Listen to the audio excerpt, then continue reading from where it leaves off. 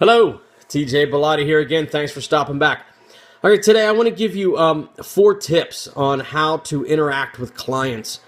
It'll help. These tips will help you with your interactions to keep them professional, to set you apart as the standard bearer in your area for your industry.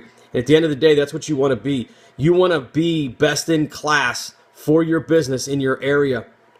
So these 4 tips will help get you there and help set you apart from the competition. The first one is attitude. Listen, your attitude matters whenever you interact with your clients and customers. And when I say your attitude, I don't just mean if you're sarcastic with them or how you respond to them verbally. First of all, most of communication is nonverbal. 70 or 80% is nonverbal. So you do need to be dressed as the professional. You do need to be well groomed. You do need to speak clearly and enunciate your words. That means a lot to a client. They want the assurance that they're dealing with a professional and they're putting their money in the correct place. Think about this for a second. Let's say you're a contractor and you require 1/3 up front and you're doing a $10,000 job. That's $3,300 that they have to give you up front. Would you write a $3,300 check to somebody you're not real sure, because of the way they're dressed and the way they speak, that they're going to come back and do any work for you? So make sure you come across as that professional. There are people that lose bids every single day because they do not dress and appear to be the professional. They're losing those bids to possibly a less qualified person simply on attitude and appearance.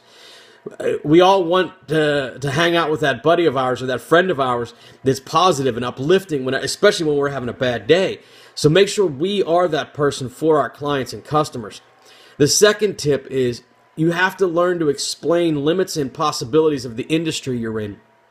If, let's say, for example, you're a photographer and you're shooting a wedding and the client has a certain request that's just not possible. They want a shot from 30 feet up. Well, you're not climbing up on a roof, right? You don't have a helicopter with you, so that's not a possibility. That's a simple example. Let me give you another one. My wife is a master gardener, and she has a couple clients that she takes care of their perennial beds. If one of those clients calls her and says, hey, I would like some of these tropical plants planted in my home in Pittsburgh in March. It's not going to happen. It's not going to work. She could dig the hole. She could put the plant in the hole in March, but it's going to die because a tropical cannot be planted in March until July. So she has to explain that to a client. She has to explain the limits of certain plants and possibilities. We all have those in our industry. So make sure that you do explain that, especially when they come up as a request from the client. Which brings me to the third tip, which is explaining terms and their definitions to our clients. Let's say you're a contractor and you're building some kitchen cabinets for a client, and they say, well, in this corner, I'd like a butt joint. And you know what a butt joint is. You're a contractor. You're the professional. But you're not positive that client knows what a butt joint is. So you explain it to them. You get a piece of paper and you draw a butt joint, and they say, oh, no, that's not what I meant. I meant... And then they draw you a picture of a rabbit joint. That is you educating your client and saving yourself a huge headache.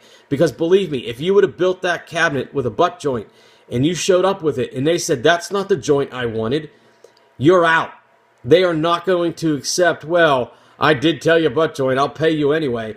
They're going to say, take it back, put a rabbit joint in there after you explain what a rabbit joint is, and you're going to be out that time and money. So make sure you do pay close attention to the terms your clients are using. And if it's a technical term, if it's a term that has a specific definition, make sure you clarify and explain the correct definition so that everybody's on the same page before somebody ends up in court.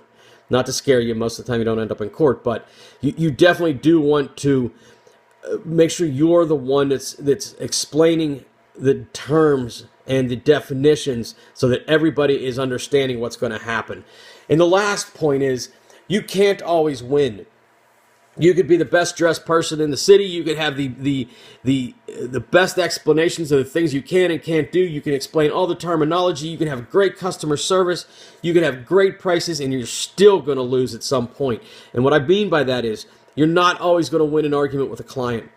If a client says, I want those tropical plants planted in March, and you explain that that cannot work, and they say, listen, I have plenty of money, plant that plant for me, leave. Don't be the one that's out there with your name on the truck planting a plant that is not going to survive, so that the neighbors are thinking that person does not know what they're doing. They're planting the wrong plant at the wrong time of year. You end up taking the hit for that mistake, not the client. So there are some times you really do need to walk away and say, this is just not going to work out. I apologize, but I'm going to have to move on. So make sure that you keep that in the back of your mind. Now, that's not a cop-out. That doesn't mean whenever things get tough, you walk away. What I mean by that is there are going to be times that no matter what you do to make a client happy, it might be best to come to the realization that you're not going to win this one. So take those 4 points. I hope they help you out a little bit. If you have any questions or any other things you'd like me to talk about, please throw them in the comments down below. Don't forget to subscribe, and we'll talk soon. Have a great day.